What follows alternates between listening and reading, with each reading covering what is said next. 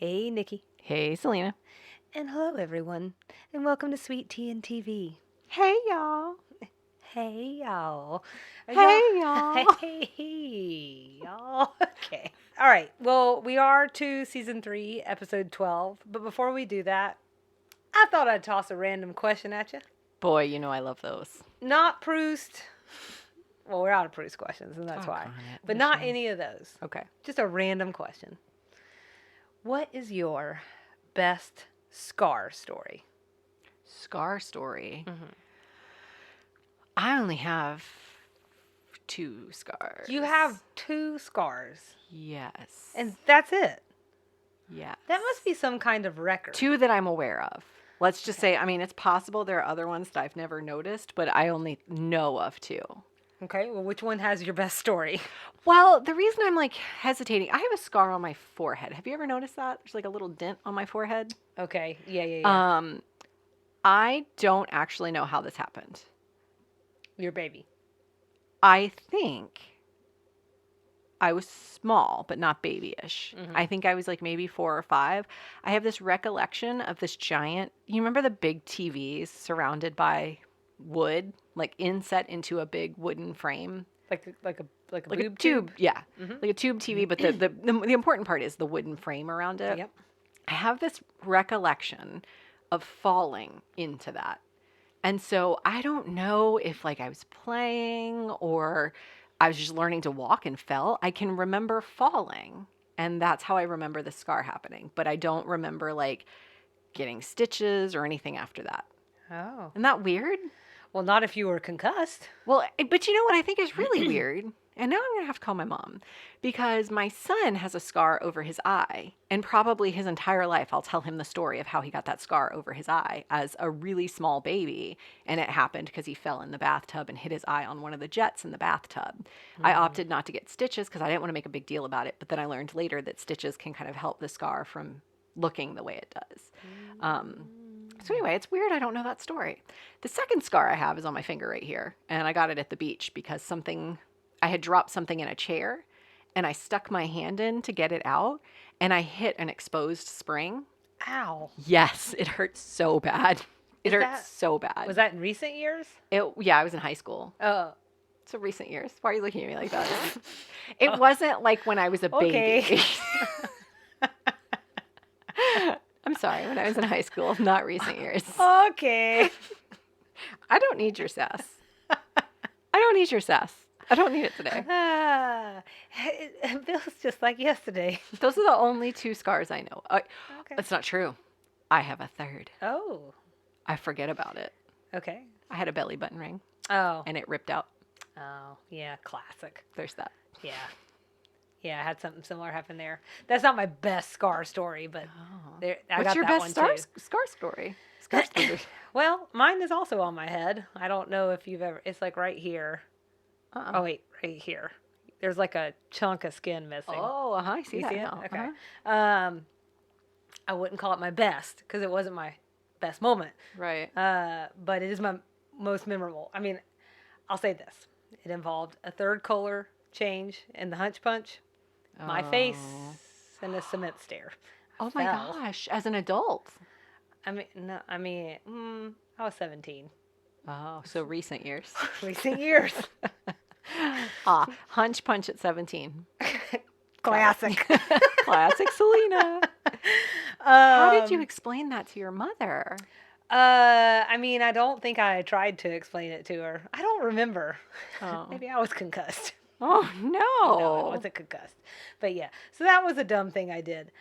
It's funny to me that you're like, I only have one scar. My legs are just covered in scars from when I was little on the playground because I used to fall all the time. Yeah. And so like I would fall and then I would fall and hit like the same multiple skinned up knees like over and over and over again. And like, so I mean, my knees are just like, don't I sound gorgeous? I'm like, I got a chunk missing from my face. So do I. We're the face chunkless people. Chunkless faces. And then just knees full of scabs. Well, you asked about scars, but I have a bruise I've had since I was like 11. is that like, sorry? How is that possible? But Kyle says that he doesn't believe me. But I think the longer we're together, the more he realizes like it doesn't go away. Well, where is it? On my shin, when Okay. I was, I guess 11 or 12, is middle school. I had a friend who had a lake house. Her grandparents had a lake house. And I went with her for the weekend. And I was on the dock and it was slippery because there was a little bit that was underwater that had moss on it. And I didn't realize it was so slippery. Yeah. So I slipped off, banged my shin into that dock. And there's a bruise on my leg that's been there since that time. Oh, well, that's Surprised you didn't know that about you'd me. be like in a medical journal or something. I think that often. Well, my other scar is pretty gnarly. I mean, that's not my best story, but it's a nice parallel to the first one. This is last year. No hunch punch. It's on my left shin. I was texting and walking like an a-hole at Lake Lanier, walking back from the docks, Oh no. and I fell into a cement stair. So I'm just saying, maybe it's not the hunch punch. It's also that in my defense, I'm a klutz all the time. Docks are dangerous also is the other moral of the story because mine was dock related as well. You know? But I bled so much and I'm such a wimp that I had to like I got woozy. I remember this. Yeah, and I had to lay down. It still looks pretty bad. I don't So- want to see it. Huh? I don't want to see it. Showing it to you. We're gonna compare shins after this. Okay. So you can see my bruise. Well, Once I you do see it, wanna- you can never unsee it. I do want to see a certain age bruise. It's We weird. won't age it. It's weird. Yeah. Let's see. You said you were 11? I think so. So this is like a 10-year-old bruise. So it's now. like recent. Uh-huh. Okay. Well, that's It's your it. sass. I just wanted to talk a little about some scars. Just want to talk injury. Speaking of injury- Scars for your wallet? Yeah, ish. Like Selena said, season 3, episode 12 of Designing Women, The Junies. Hulu says, hoping to clean up with some extra cash and enticing prizes, Charlene becomes a Lady June sales lady, and Suzanne sizzles when Anthony is up for an unusual honor from his junior college. I feel like I have to say sizzle like that. I just don't know that there's another way to say it. That's fair. So, air date February 20th, 1989. We're going to call this one Some Kind of Perky Cult. This one was also co-written by LBT and Pamela Norris. I think we had that 2 episodes ago. Sounds right. Directed by David Trainer. 3 general reactions and or stray observations. 1, 2, or 3 general reactions, Selena. It doesn't have to be 3. I got 17. I do actually have 4 this time. I was bad. I'm sorry. My first one is that I just had a lot of reactions to Libby, and as like a Southern stereotype.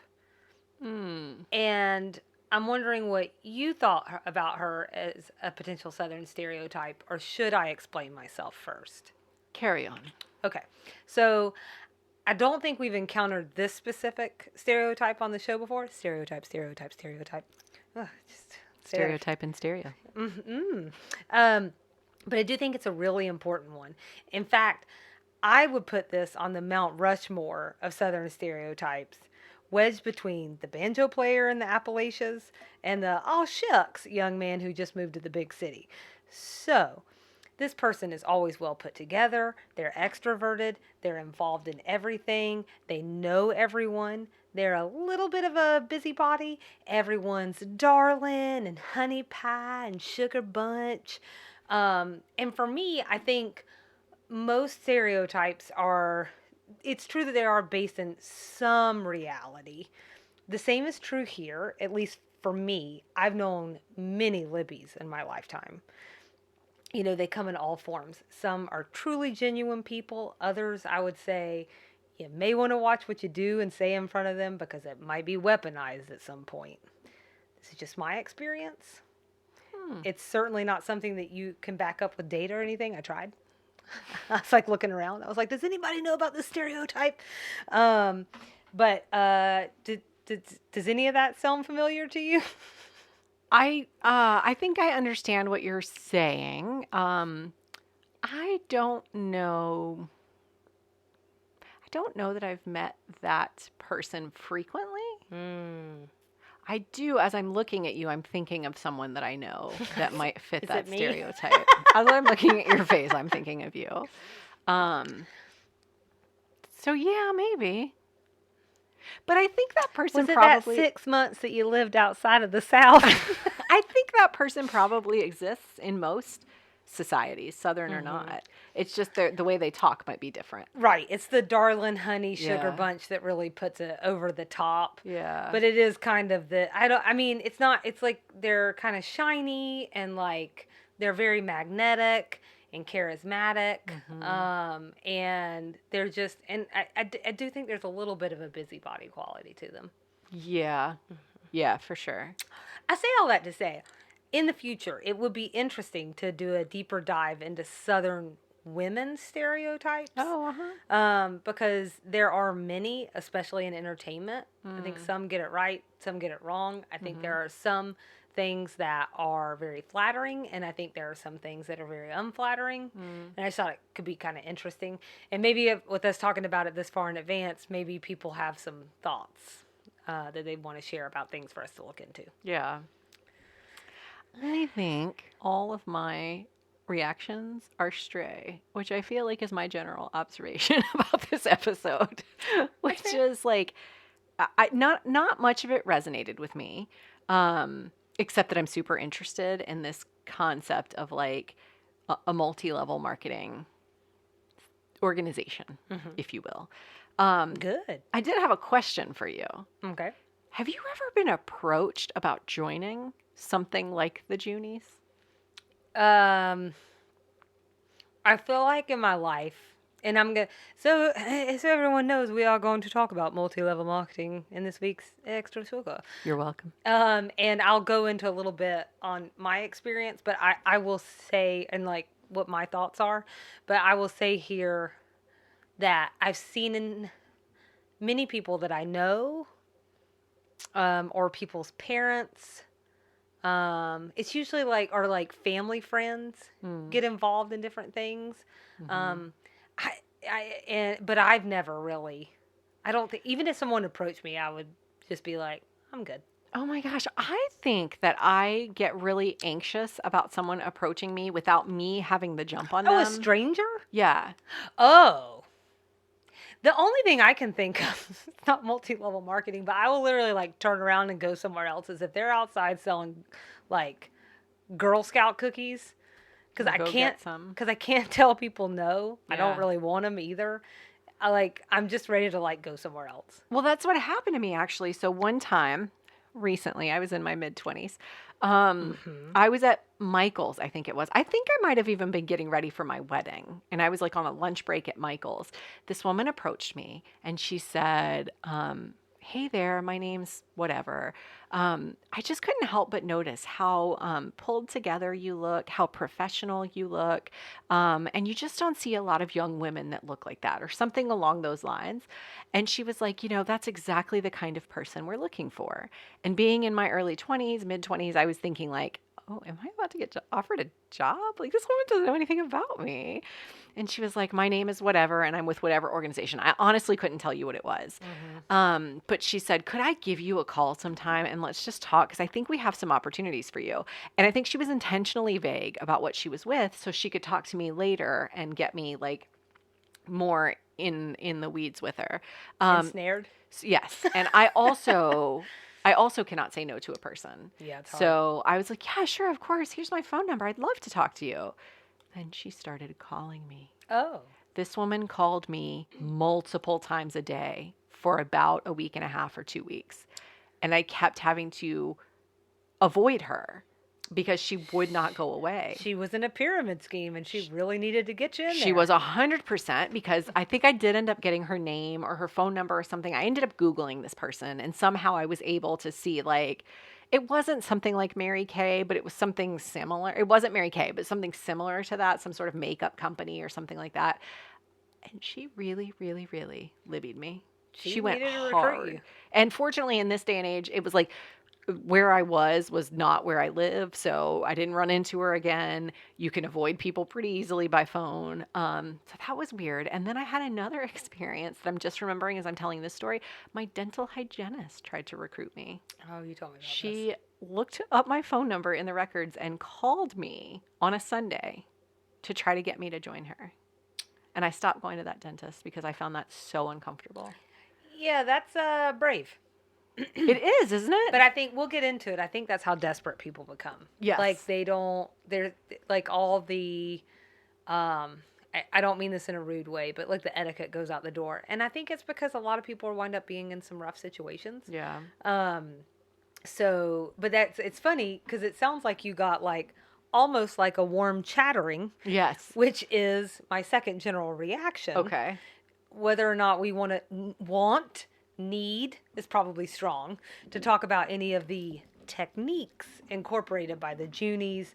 Did any of them stand out to you? I have a list. You have a list? Okay. Do you want me to run through them real quickly? Okay, so the warm chattering. Okay. Now this is where you go to the supermarket in pairs, and the two people who work for the Lady June, they get together and they talk about Lady June products and how good they are. Then they go up to someone and they surround them and they get them involved in the conversation.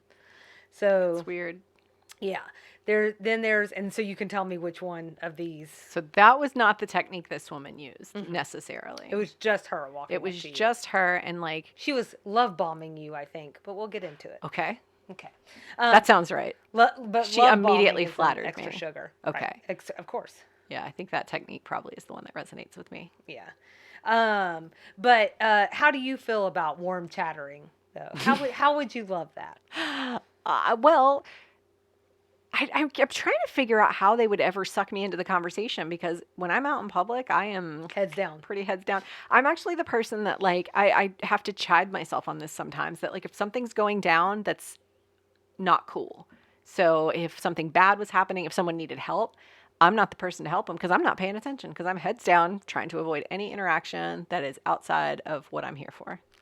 Yeah, I've actually also taken to wearing my AirPods.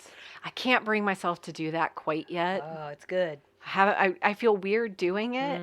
And nice podcast time. But it is unlikely, unless it's like somebody dealing with a child or something I can readily identify with. I'm unlikely to ever have any reason to interact with them. So that probably wouldn't work with me, and I've never had it happen to me. I would freak out if somebody did that. It's the most egregious of all the ones for me.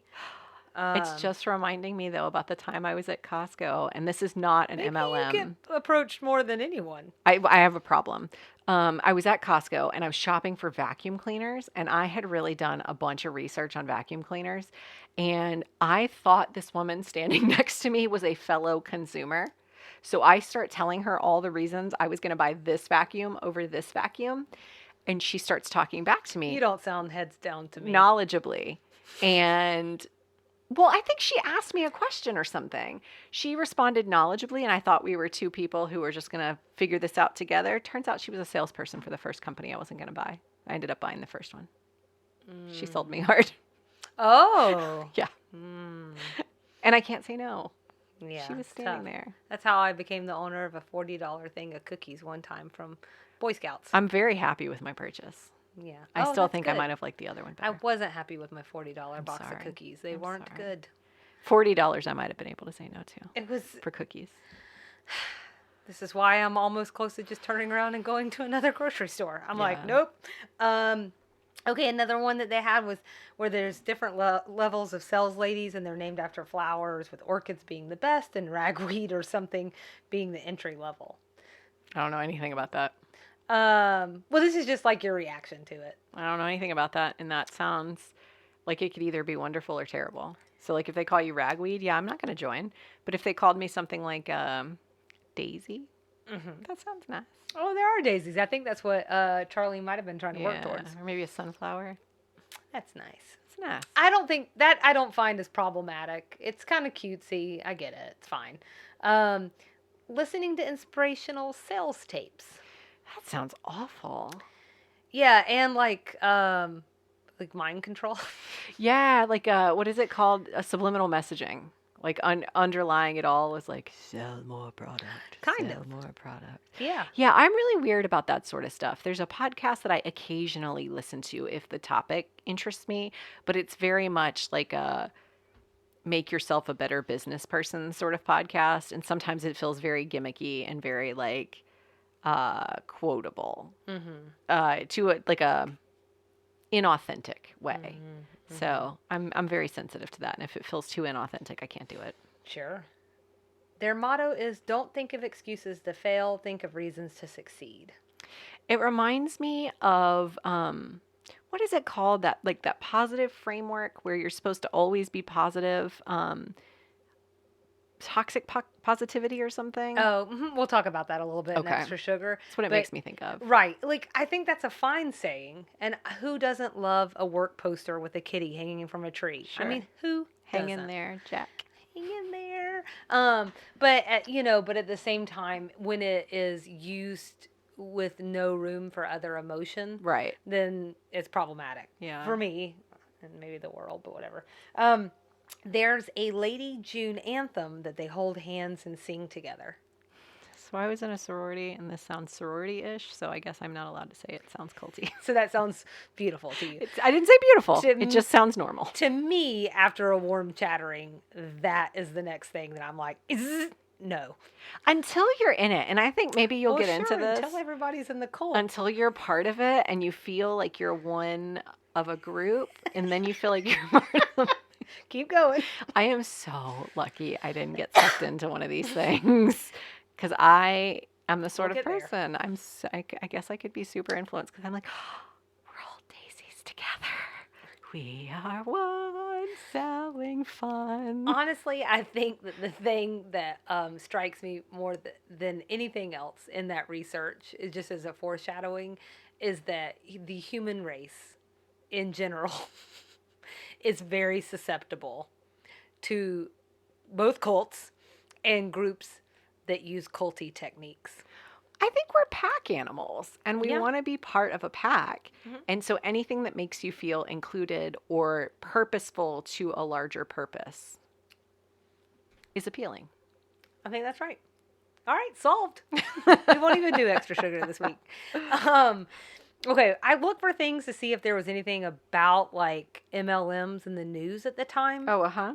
And I didn't see that, but I did run across this article that indicated that I'm going to start saying MLM instead of multi-level marketing because, but pyramid scheme apparently is ugly. That indicated MLM really came into its own in the 80s.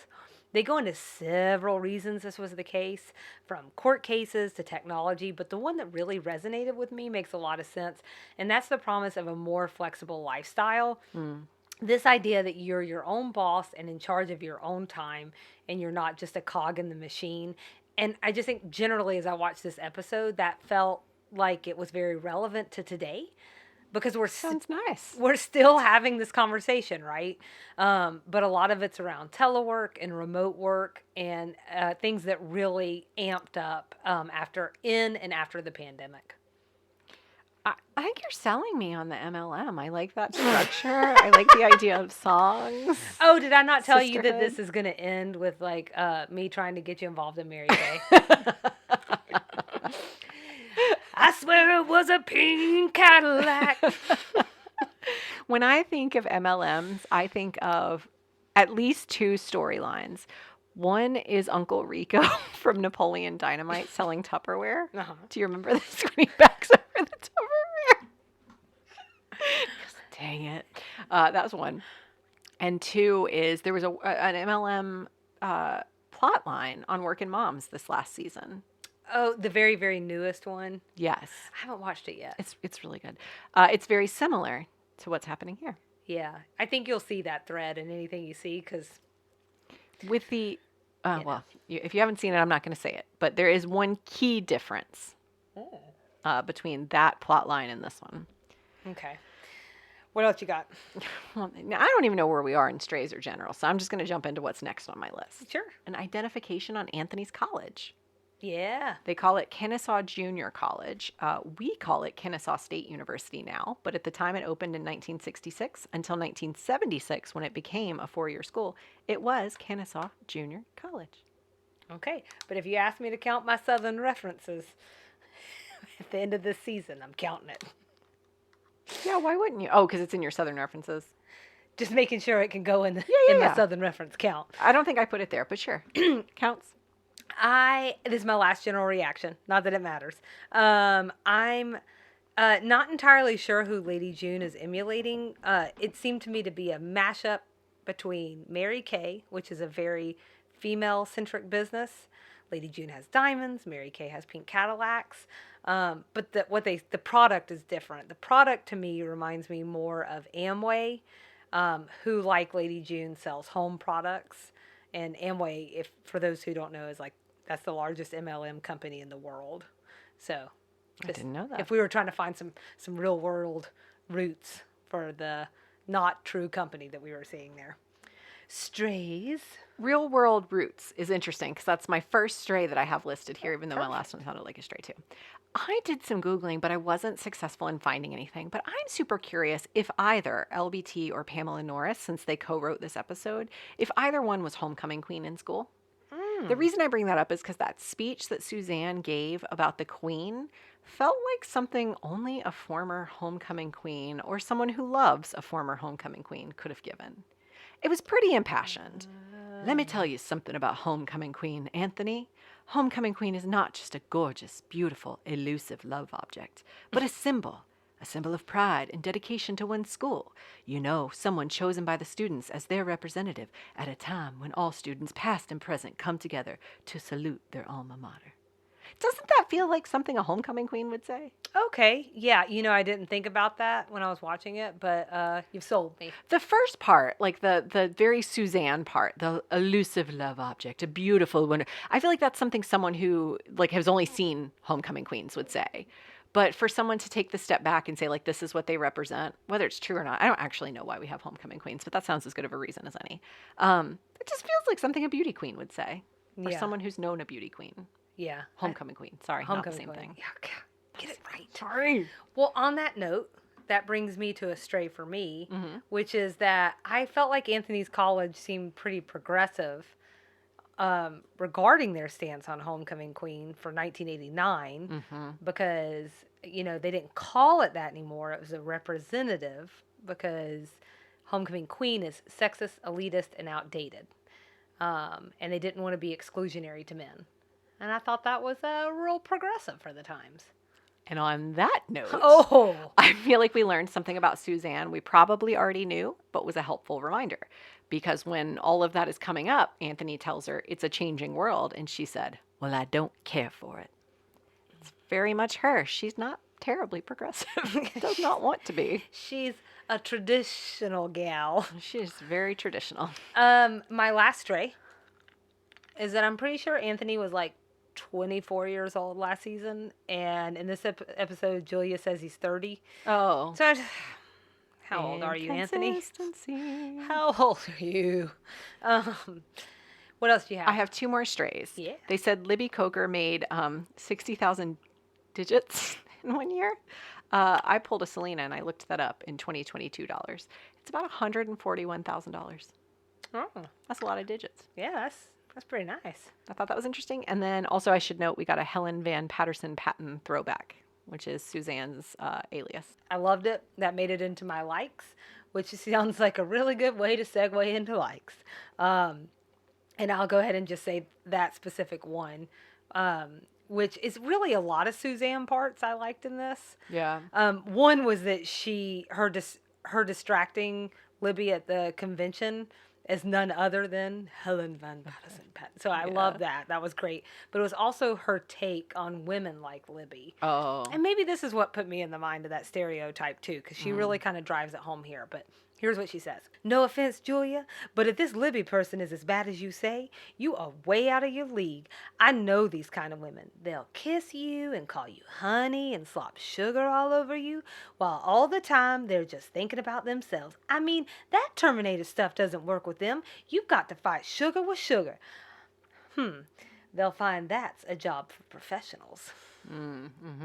I, again, building on that, I just Let's thought build a bridge. I thought the writing in this episode was really like economical is the word I would think of. It was brief but very funny. So one example I wrote down was when Julia says, "Charlene, did you or did you not say to me this very morning, I do not want to sell Lady June anymore. I don't want anything to do with Lady June anymore. Help me, Julia. I can't get out. Help me, please. Help me." And I just thought, one, the way that was delivered was hilarious. But two, like it was just such a to the point description of how Charlene was feeling. And all of that obviously happened off screen, but we got to hear what the conversation was and help remind Charlene why they're there to help her. Yeah, I agree. There were a lot of just really enjoyable lines in this one. In fact, I got this isn't really like a funny line. I just want to say that I get, and I think that's what the show was not subtly alluding to, but why people really wanted to join the ranks of Lady June. She's kind of awesome. She has a whole little thing that she says that kind of gives some insight into why this company existed in the first place, and that there was a little bit of method to her madness for getting a company off the ground in the 60s and 70s, specifically to help women. You okay if I read that part? Sure. Okay. She says, this is Lady June, "Honey, let me tell you why I started this company. When I started working 20 some odd years ago, there weren't many chances for a woman with a good business head. That's why I wanted my business to be full of women. Women buy cleaning products, so I knew women could sell cleaning products. All my top executives have cleaned plenty of bathrooms, I'm proud to say. You're my top executives, all you here tonight. Now, I know a lot of people think we're just the silliest company around with our flower names and our lavender golf carts and our diamond rings, but that's okay. We're just us. Now, hon, I founded this company on love and Christian principles. When somebody decides she doesn't want to do Lady June anymore, we try to talk her out of it because we don't want any woman to sell herself short, to think that she can't do it because she's just a housewife or just a secretary or some silliness. But Charlene, believe me, I want you to have the best life you can have. And if you don't want to do Lady June, don't worry about it. We love you just the same." I was ready to join. As you're reading that, so one of the things I was going to say that I liked in this episode was that Lady June was so likable, which I think is dovetailing nicely with what you're saying. That said, as I was watching it, I was expecting a cutthroat businesswoman to come out. And as you're reading that, and I don't know if it's your delivery, what I know about you, or if it's hearing the words, it's almost a sales pitch again. And Charlene wanted back in. And I think Lady June would have taken her, but the women pulled her away. And so I do still wonder, is Lady June authentic or not? I don't. I'm somewhere between. That might be something that LBT wanted left up in the air.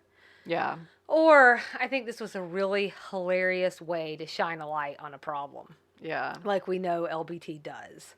That she takes things that, because I do think that people think that this like Mary Kay stuff is frivolous, but I don't think it's frivolous. Yeah. So I think maybe she wanted people to see that. There was a part, I think that's really interesting that you picked up on that, because for me, I thought maybe what she was trying to do is say like there were good intentions at the top of some of these companies being created, and that piece about females not feeling like they had the ability to break through into the workforce, and things just sort of going awry, especially as as you build out these big networks of people. You can't control what someone 18 lines down necessarily is doing, But and you the way can't- they're using those techniques. Yes, but you can control that the techniques you're proposing are I'm with you. aggressive. I'm with you. So that's interesting. Yeah. It's interesting to me, and both of these things can be true, no? But it just says something about the person at the top who's, pulling all the strings and saying like, we need to tell them to, what did you call it earlier? Love bombing. We're going to talk about that later. Love bombing. Mm-hmm. Yeah. I don't know. It's definitely, it's also like, I think a certain kind of person who starts these things. Yeah. Right? What else did you like in this episode? I think that's it for me. Okay. I had Mary Jo recounting her experience with Charlene trying to quit the Junies was really funny, and she had a really good impersonation of Libby that I just really enjoyed. Mm-hmm. Another thing I really liked was Anthony winning the homecoming representative and only telling Suzanne. Oh. They're best friends. I sort of got the vibe the other women already knew. Because when they Oh. went to leave, there was this subtle, like, patting him on the back or something. Oh, really? Something about their body language, and maybe I'm totally reading something that's not there. Something about the body language made me think they already had the news and they wanted him to have the chance to share it with Suzanne. Well, I might have misread that scene. It's happened Yeah, before.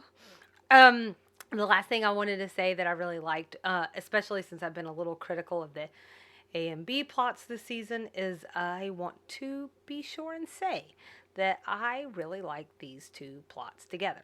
The Junies and Anthony as homecoming representative really complemented each other nicely, but also I think spatially.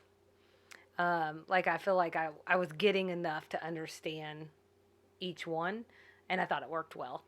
Every time I think you're going to zig, you zag. I thought for sure. And as we've been talking about that, because you've opened my eyes to how these episodes are structured, and this is somewhere that when LBT comes on the show, I'm hoping she can kind of help educate us a little bit. Like, how does that decision come about that this is going to fit with this? Because they are so not related. And I almost expect the folks in the A plot to be totally separated from the folks in the B plot. So it was weird that Suzanne is like in the weeds with Anthony on Homecoming Queen, but then also goes to this like Junie event and is part of that plot line too. Mm-hmm. I almost just expect them to be teased out and separate, so then I don't understand why the two exist. Maybe LBT can help me understand. Maybe she can help. Come explain. What did we not like? On that note, I didn't like that we didn't get more of Anthony's experience as the homecoming representative or through the process of it, because it seemed like it really meant a lot to him in the end. Mm-hmm. Like in the beginning, obviously he was against it. But do you remember when Bernice had that pageant she was preparing for, and we got like Suzanne coaching her, and we got like the catwalk and the wardrobe choices? Like, I wish we could have seen more of that interplay between Anthony and Suzanne as she was like, because I got the sense the reason Suzanne was involved is because they wanted her to sort of help him get ready for it. It's different than what Suzanne's used to, but it's all the same, right? Like smiling and making people like you. Sure. So I wish we could have seen more of that. I think part of me has gotten used to the fact that things that I would be interested in seeing teased out, they're not going to do that. Yeah, for sure. But I'm glad that you mentioned the Bernice thing because I'm like, well, we don't leave anywhere right. from Sugar Bakers, but that's not true because we got to go see Bernice, and then also in this episode we leave, but I guess we can't leave twice. I guess that's true. In one episode. It would have been funny to see the other people who are running for representative. Yeah, they could have played with that. Yeah, what does a group of like part-time adult students. Man, can you just imagine how progressive Kennesaw was in the 1980s? Yeah. So progressive. I think that it's that situation of survival. Like if they want to have a homecoming queen and they're at junior college, and it sounded like most of the students were adults anyway. You're not going to get a bunch of cute 18-year-old girls running for homecoming queens. It's almost like a matter of survival. If you want a homecoming something, you got to have a homecoming something. Yeah. Also, I should have looked up whether Kennesaw Junior College had a homecoming queen in 1989. Whew.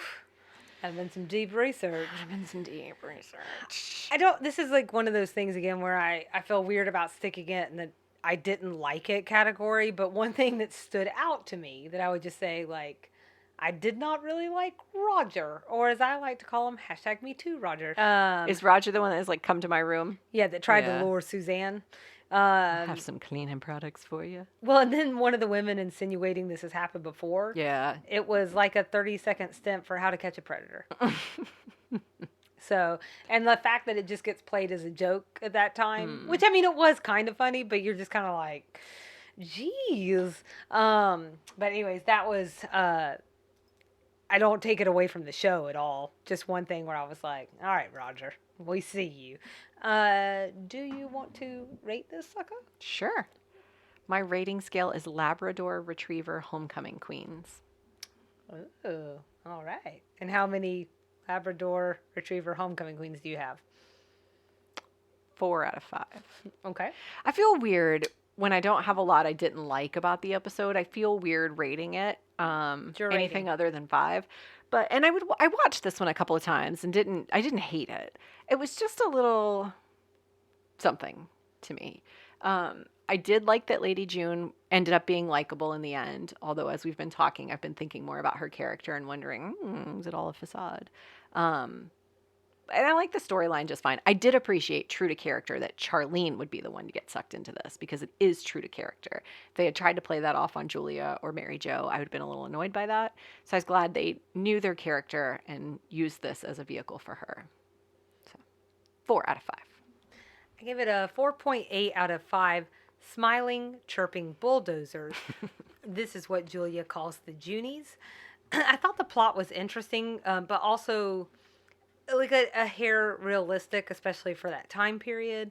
I'm also giving it high marks for good pacing, as I mentioned before, and giving us a good B plot that complemented and didn't distract from the A. And I think that's what I mean. Not necessarily that like homecomings and multi-level marketing go together, Right. but that neither one distracted from the other. I see. And I think that was my problem, especially in the one where their nieces come in, is like they're both interesting enough, like separately, where together I'm like, what? I just don't they were like also too equal, I think, in the amount of time that we spent with each of them.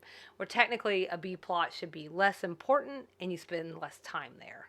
So, I mean, as much as I love Anthony, I do think that is less important than Charlene accidentally joining a cult.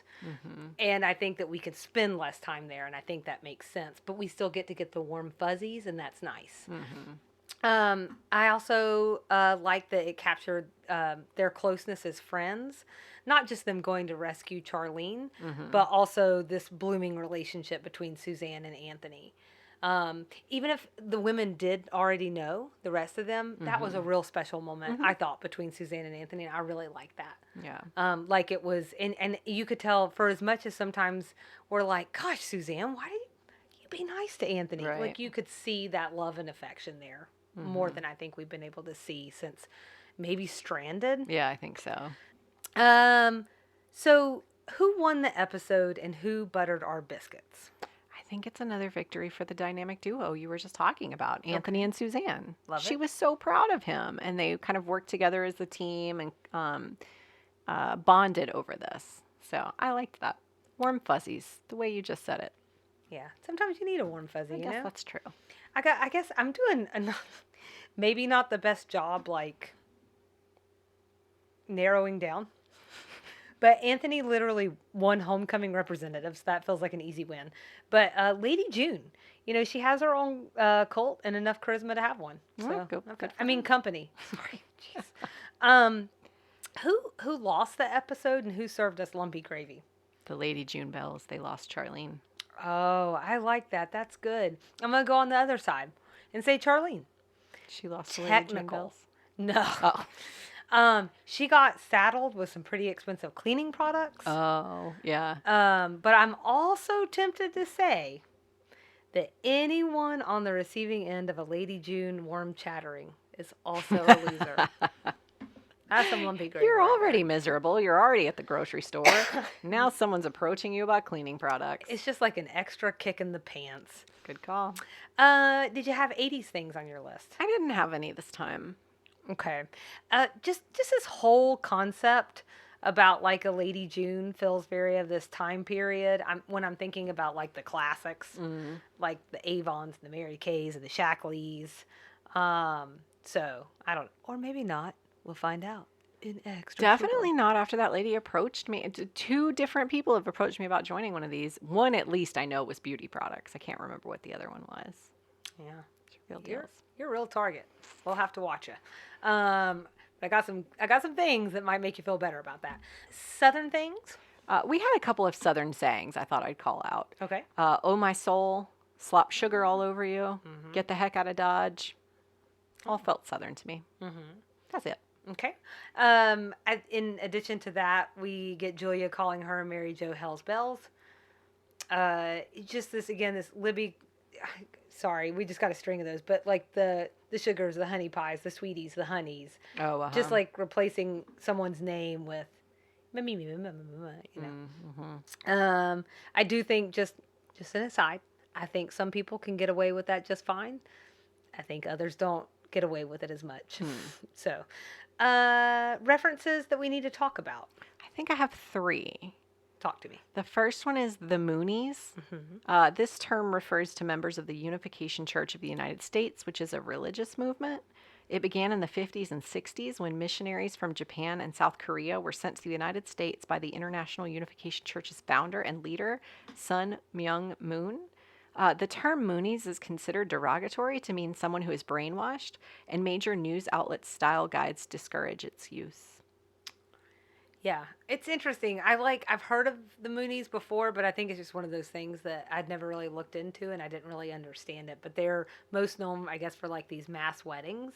And so I did, just to like kind of to round this out about like why there would be mass weddings. So Reverend Moon, as a child, he saw himself as being charged with completing Jesus's work, and which to Moon was never being married. Oh, okay. So yeah, without getting too in the weeds, marriage to me read like the centerpiece of the church, because it was believed that the blessing of their marriage in these massive ceremonies helped to establish God's kingdom here on earth.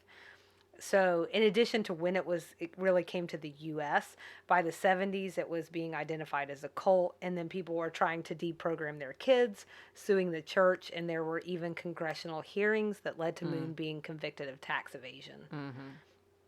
There's always money, you know? Always money. What else did you have? The Invasion of the Body Snatchers.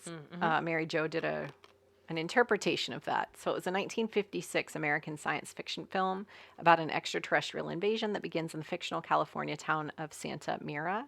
I don't want to spoil the plot for anyone, so earmuffs if you haven't seen this and you plan on it.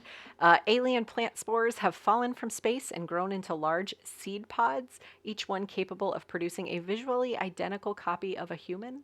As each pod reaches full development, it assimilates the physical traits, memories, and personalities of each sleeping person placed near it until only the replacement is left. These duplicates, however, are devoid of all human emotion. Little by little, a local doctor uncovers this quiet invasion and attempts to stop it. The slang expression pod people that arose in the late 20th century refers to the emotionless duplicates seen in this film. Yeah, which is like really kind of stayed in the culture for a really long time. And then there was also a remake in 1978 that featured Donald Sutherland, Kiefer Sutherland's dad. I think one other thing, what I actually find the most fascinating about this is that the conversations are about whether or not it's an allegory for the Cold War and communism. Some also believe that it's about consumerism. That's the one I hear more often than anything else. And just a side note, more than that scaring me, there's something about like people in pods and growing that just kind of grosses me out. Freaks you out? Yeah, it's just a little weird. Yeah, it just sounds like, I don't know. Wait but I guess that's what it's supposed to do, you know? I was going to say, wait till you find out what happens inside a woman's stomach when she's pregnant. Don't tell me. Earmuffs. You got a third one, yeah? Yes, there was a mention of Stepford Wives. It's kind of in the same vein as Pod People in a sense. This was a movie from 1975 originally, but I mostly remember the buzz of the early 2000s rendition with Nicole Kidman.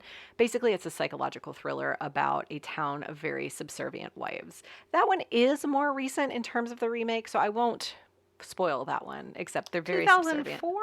Yeah. Okay. I just That's saw very this kind. movie in like 2017. Yeah. I saw it maybe in the theater. 2016. Right after I had one of the kids and I was like home on parental leave, had extra time, and I was like, I've never seen this. It is really creepy. Yeah. I mean, we don't have to spoil it for people. I also feel like you either know what it is already, or you don't. But like, it does. I didn't really have much appreciation for it when I saw it in the theaters at 19.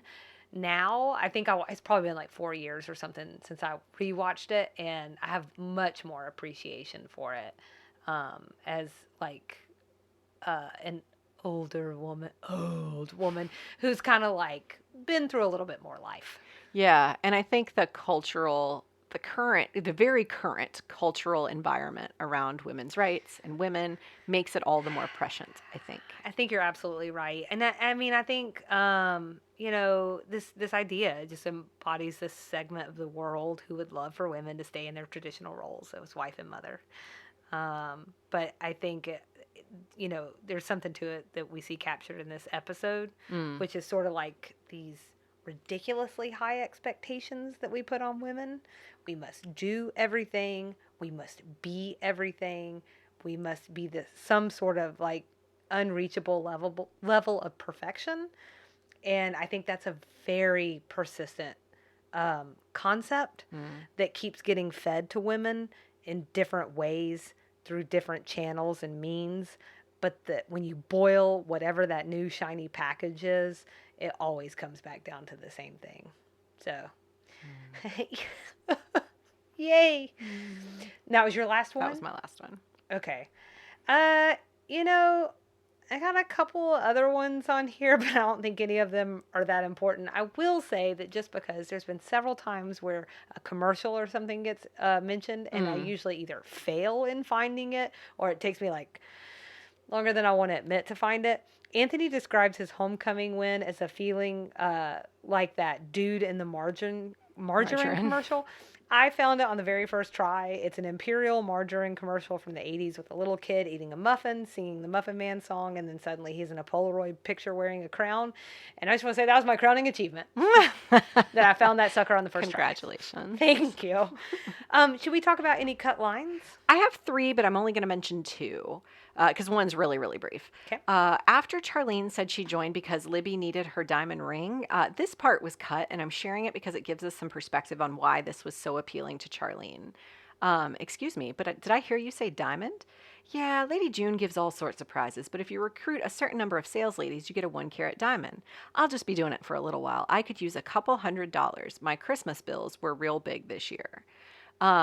They say later, like a couple of lines later, or maybe a couple scenes later, but haven't you earned more than a couple $100? That's why they're saying that, because that was her original goal. So with that line cut, it glosses over your ears. You barely notice. But if you're watching in the detail you notice. Right. And then when Mary Jo tries to give Charlene the out for needing to clean her apartment that weekend, this exchange happened. I think this is relevant to what you were just saying about expecting women to do the most of the most. I think this is relevant. And even in the scheme of this business that is designed, maybe because of the business that's designed to give women flexibility, this is relevant. It said, I really need time to take care of certain things. I like to keep up with my family and all. And then I think Libby says, oh, I didn't know you had children. And Charlene says, oh, I don't. And Libby says, honey, I had 3 children, 2 of them still in diapers when I started. And Bill's doctor said I had psoriasis over 85% of my body from nerves. I just kept on working. A burglar once held me at gunpoint for 6 hours. If it hadn't been for the self-confidence I learned from Lady June, I never would have been able to talk him out of it. So when Mary Jo says a couple lines later, don't you feel sorry for those burglars? That's where that came from. So. Oh, right. I did look up that cut line because that really sat with me as I was working on this week's Extra Sugar. Yeah. And that's great. But also if you have 85% of your body covered in psoriasis, from nerves, it might be time to, I wonder what it is. Could it be all these things that you're doing? Yeah. Right. So our next episode is episode 13, One Sees, the Other Doesn't. We'd love everyone to follow along with us and engage. Instagram and Facebook at Sweet Tea and TV. Our email address is sweetteatvpod@gmail.com. And our website is www.sweetteatv.com. As always, there are several ways to support the show. You can tell your family and friends about us, rate us, and or review the podcast wherever you listen. We also have some additional ways available from the website on our Support Us page of ways that you can support us. Wasn't that a delightful sentence? Support us. Go to our website. And hang tight for Extra Sugar. Talking about... Oh, me. That's me. I'm sorry. It's your cue. What are we talking about, Selena? Excuse me. I lost that thread. So in this week's Extra Sugar, as I've alluded to about 18,000 times, sorry, y'all, we're going to dig into the cult of multi-level marketing. And you know what that means? What does it mean, Selena? It means that I forgot my second cue, and also that we will see you around the bend. Bye.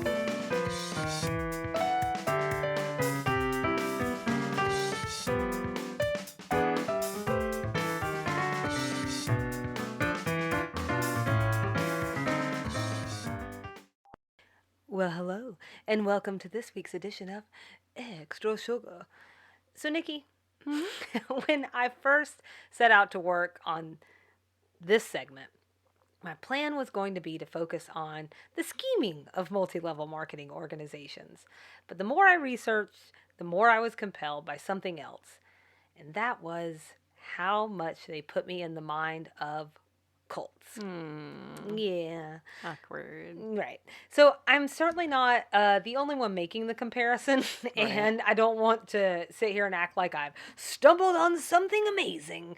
There's a lot of articles that I came across and that were, formed the basis of this segment that asserted the same. So today I'd like us to focus on the threads between MLMs and cults. What are those threads? What are those tactics? And what should people be aware of? Okay. This week's episode also provides a unique opportunity to talk about something that feels pretty significant. I mean, from my research, these companies affect millions of people in one way or another, people who get caught up in these schemes. And it turns out a lot of them, to your point earlier, are women. So we'll talk more about that. For the lucky ones, these companies might mean that you're out $50 and you have to shove some products you'll never use or sell in the back of your closet. But for others, it's much more devious. Take, for instance, Nexium, a company structured as an MLM. They provided seminars and videos in the field of human potential development, but they had an offshoot organization where women were treated as sex slaves and branded with initials. I remember this. Yeah, this was a big story in 2020. So their top of the pyramid was Keith Rainier, who was sentenced to 120 years in prison for his part in these activities. There's tons of information about this group out there now, but I would recommend the documentary The Vow on HBO Max. Okay, as usual, jump in anytime that you have questions, because if you have questions, other people have questions. I'll do my best to answer them. I did read 2,000 articles, so I might know. If I don't, and it's super important, we'll come back. If I ask it, it's super important. That's true. Everything you ask is super important. Kidding. No. Okay. What is an MLM? We talked a lot about it in the episode, but I feel like maybe we just need to have a little bit of a primer here. So I did run across a Forbes article that boiled it down nicely for those who you're putting it together with the context clues, but you've never really paid that much attention.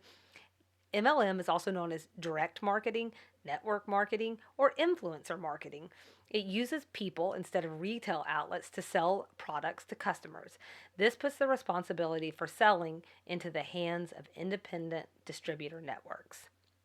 Under this model, distributors aren't employees of the company, rather they're individual business owners who recruit their own distributor networks to help them sell products. MLM relies on these extended networks of independent distributors to generate revenue. Okay. We also talked a little bit about pyramid schemes. It's important to say not all MLMs are pyramid schemes, though many experts will tell you that's due to legal loopholes. They do also both incidentally have a pyramid structure. I was thinking they sound very similar. I mean, got the masses at the bottom, the one rich person or a couple of people at the top. Sounds like a pyramid to me. Yeah. And in some ways, it kind of sounds like life, too. Sure, yeah, society. Bit. But we're organizing this and maybe making it a little worse. I'm not sure. So according to the Federal Trade Commission, or FTC, if an MLM is not a pyramid scheme, it will pay you based on your sales to retail customers without having to recruit new distributors. Pyramid schemes, meanwhile, rely on continuous recruitment of dues-paying members to stay afloat, even if they require members to keep buying products that they may not be able to sell. So if that helps you make that distinction in your mind. I actually don't think I really knew that distinction before I started researching this. So is Lady June then is a pyramid scheme? Yeah, because I think also part of, they don't, okay, I shouldn't say yes because I don't know. It's a show. I Right. can't see their entire business model, but it does seem like they're recruiting like crazy. I think that's why Libby is so darned intent Right. on keeping her Right. network, right? Right. And wanting to keep Charlene. It's not just because we just love you, sugar. Right. It's because you're part of my money. Yeah. And if you're not there, You're a revenue stream for me. Right. right. So then let's go into what a cult is. According to expert Jan Jalalik, I was expecting you to give the definition of an MLM. well, you tell me. A cult is a group or movement held together by a shared commitment to a charismatic leader or ideology. It has a belief system that has the answers to all of life's questions and offers a special solution to be gained only by following the leader's rules. It requires a high level of commitment from at least some of the members. Now, I could break down all the ways that that fits into an MLM kind of structure, but I think you can start just by thinking through the things that we've discussed, how those things might align. A Huffington Post article, which we'll link to, discussed how MLMs use the same mind control techniques that cults do. Here we go. Things like what they call love bombing, which is a type of toxic, manipulative affection used to draw members in. Now, it's almost like a seduction where the person recruiting them, who they likely know, is making them feel special and important. Now, the flip side of this tactic is the guilt, shame, and fear to keep you there. And those seeds are sown from the very beginning with other manipulative tools like toxic positivity, which we also talked a little bit about in the episode, and gaslighting. Let's real quickly say again toxic positivity because I do think that's a newer term. And I've talked with a few people lately and they didn't really know what it was. So I want to be really clear that this is not to be confused with optimism. Right. Optimism, good. Toxic positivity, bad. This is when negative emotions are seen as inherently bad and positivity and happiness are compulsively pushed. Gaslighting, on the other hand, is a form of an emotional abuse where a person's reality and reality in general are denied. So if you're not doing well, you're just not putting in the work. Right. It's on you. You're not being positive enough or trying hard enough. It's never the system or the products, and they just go ahead and start working that on you from the very beginning. That way they can just keep you ensnared. It's interesting because the stakes weren't super high in the episode, but we do see that Libby used some of these same tactics on Charlene. Other things to be on the lookout for: an us versus them mentality. Anything good that happens is because of the company or its leader. And there's also usually like this weird insider jargon. I think that's the only thing that gets me kind of whatever about the flowers and Lady June. That's a much like, again, lower stakes version, but Right. it is this thing where we kind of have our own language and our own thing. So I like that. This is all sounding really good to me. here we go. It's also important that we don't write off those who get caught up in these situations. I Yeah. think I read a lot, and you kind of hear these conversations, or me talking now, where people are like, oh, how could anybody ever get caught up in this? Blah, blah, blah, blah, blah. So Sounds easy. here's what Amanda Montell, who's author of Cultish, The Language of Fanaticism, had to say about it. We tend to hold these preconceived notions that cult followers are desperate, disturbed, or intellectually deficient. But why would a cult want someone like that? Cults desire outgoing, bright, optimistic people with lots of friends to recruit and money to burn, and importantly, who possess enough faith that when things inevitably turn sour, they won't break down right away.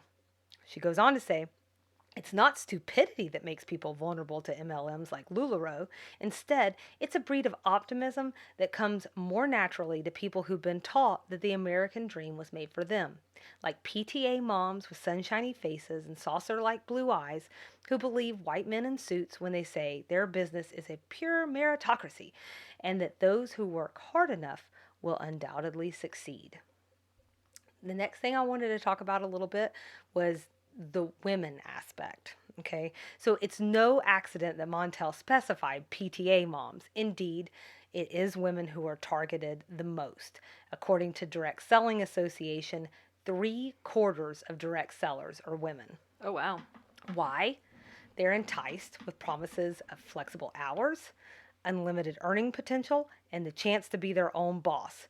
Who in the world doesn't want those things? I don't want to be my own boss. I'd be a real jerk. I'd be the worst to work for. Um, the two biggest targets among women: stay-at-home moms and military spouses.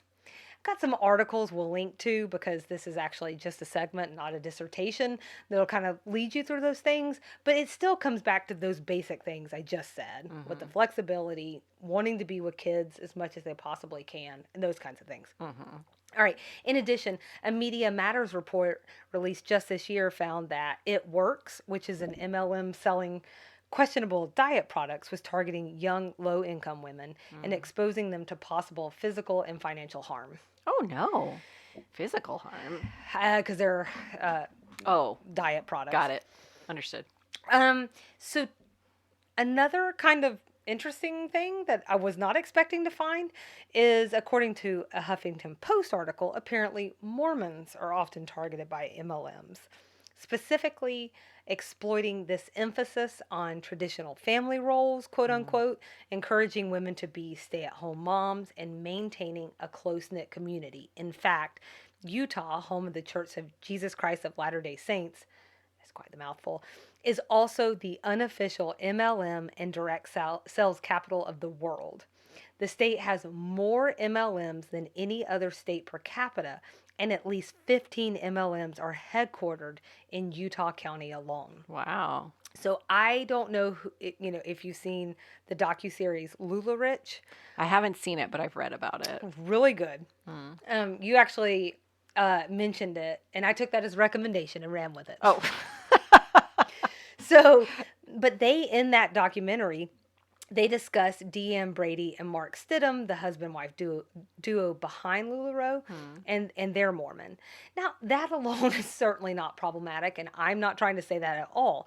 But what is also interesting is that former consultants in the documentary noted concerns with religious messaging being incorporated into their larger meetings and other aspects of the business. So not only Mormonism, but my read on things was religion more broadly can be used as a sailing tool. Well, that's different. A selling tool. So listen to what this keynote speaker said to attendees at a Plexus convention. So if you're a believer, as I know many of you are, here's what you have to realize. You have a responsibility to use the gifts that you've been given for something far bigger than yourself, because your gifts are much bigger than you, and you have a responsibility to share them with the world. And this Plexus is the best vehicle you will ever have in your lifetime to do that. I believe that your Plexus business is an assignment from God to help you build your faith. Oh, my. So there's clearly a variety of manipulations going on, but the truth is this. Very few make money. Most do not. Studies have found somewhere between 73% and 99% earn nothing. Oh, no. Research by the FTC found 99% of recruited sellers lose money in an MLM venture. As of February, the FTC was considering a new rule to address deceptive or unfair earnings claims and published an advance notice of proposed rulemaking. It ran on the Federal Register, receiving more than 1,600 comments, and most of them were negative. But I also found a letter in June pushing back on the newly proposed rule signed by several members of Congress. They felt it was overstepping and could hurt the economy. So here we go again, I guess. It's not just government trying to intercede, though.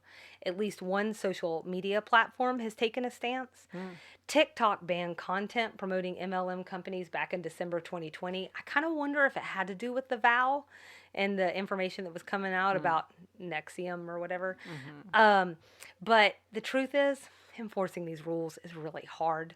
Representatives from It Works, the group I mentioned earlier, they've managed to circumvent their policies, and the company itself remains on Instagram and Facebook with tens of thousands of followers. Survivors, they're speaking out, whether it's on a docuseries like LuLaRich and The Vow, or their own podcast like Life After MLM, or a little bit culty. And it's going to take all of these things. It's going to take the government. It's going to take legitimate businesses and individuals standing up and pushing back. Only time will tell. There's big money in these MLMs, and they've adapted and survived for 100 years now. I read a lot of unflattering articles about several what you might call well established or classic MLMs. So Tupperware, Amway, Mary Kay, Herbalife. But don't get it twisted. Newer ones, like the ones approaching Nikki, aren't any less problematic. To quote Amanda Montell, now, MLMs exploit the sort of Pinterest feminism and natural, holistic, organic proclivities of a younger audience. MLMs will have chicer, updated packaging. They will use language like girl boss, boss babe, fempire, CEO. I know. CEO, oh my gosh. I know. They'll capitalize on whatever trendy pseudo-feminist buzzwords are resonating with people at the time. This is me talking again, not Amanda. So LuLaRoe, Unique, Arbonne, Plexus, Beachbody, doTERRA, Young Living, Roden and Fields, LipSense, Nu Skin, I See You, We See You. You may look different. You may be more savvy on social media. You are the same. It's only fair to say, I see how these businesses are enticing. This is what I promised you earlier that I would address my feelings on it. Truly, I do. In fact, some of these products are genuinely good, and the lifestyle they claim to provide also sounds genuinely good. I think the only reason I've dodged it my whole life is because I'm lazy and an introvert. So every time they were like, all you gotta do is work really hard, I'm like, no thanks. Sounds hard. Yeah. says the person setting up a podcast in her personal time. But not with the group. If you just can't help yourself, look, we're all human. Just know what you're getting yourself into. Please, we'll link to some resources in the show notes because you need to know the rules of the road and what your options are if someone tries to take advantage of you. These companies are going to likely shower you with their good vibes only and something about dancing like nobody's watching. I, on the other hand, am going to shower you with some classic cynicism. If it sounds too good to be true, run like hell. And that's this week's Extra Sugar.